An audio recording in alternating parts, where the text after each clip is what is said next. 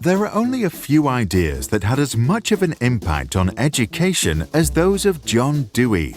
To understand his ideas, let's imagine Dewey reappears in the modern world with the mission to implement his theories in a conservative school. Dewey championed learning by doing, also known as experiential learning.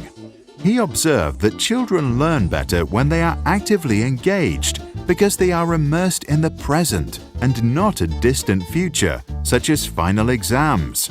In biology, students don't read books, but instead grow plants, harvest fruits, and then feed them to snails to see what happens.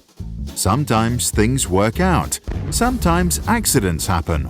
Whatever the outcome, the students take notes of their observations and form rich, memorable experiences. At the end of each class, they summarize their learning and turn to discussions. The discussions prepare the students for life in a democratic society where decisions ought to be based on reasonable arguments. Through the debates, the children learn to formulate their own ideas, convince others, and learn to see the world from a different point of view.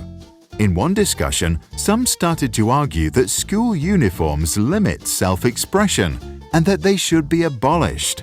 Dewey, who believed that schools should prepare children for life itself and serve society as a force for innovation and reform, encouraged those students to start a petition to find out for themselves if real social change is possible. Classes are interactive because Dewey believes that interaction with the environment is essential for the learning process, since education is an experience that is subject to constant change. Passive recipients of knowledge, on the other hand, learn very little, if anything at all. The group who started the petition present their ideas to the teacher and start a dialogue that expands their understanding and underlines their learning. Learning is interdisciplinary. Dewey believed that continuity is critical to comprehension and that an interdisciplinary education allows students to build on what they already know, which strengthens their understanding. What they observed in biology is being calculated in math, written about in English, and put into images through the arts. This provides the students the opportunity to learn how things are connected. To the brain, this process is more effective because it can link new knowledge with previous experiences and build stronger mental models. Dewey believed that when societies calculate the price of education, they shouldn't only look at the cost of school buildings, teachers' salaries, and other resources. They should also consider the costs of all the hours input by the children.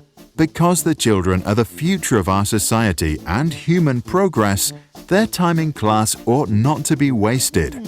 It is thus the school's responsibility to be a playground to practice a future we wish to see, so when the kids grow up, they can go and create it.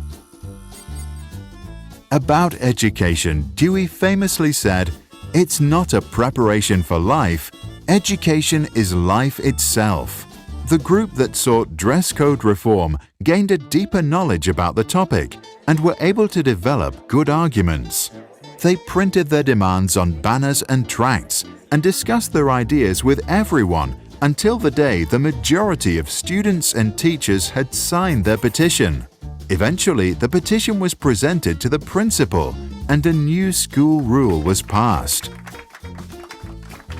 Dewey's ideas were not always popular during his time, and while we made some progress in education over the last 100 years, is the situation really any better today? What do you think? Did you experience learning by doing in your school? And does your school encourage you and your friends to engage in social reform and create the future we wish to see? Please share your thoughts in the comments below.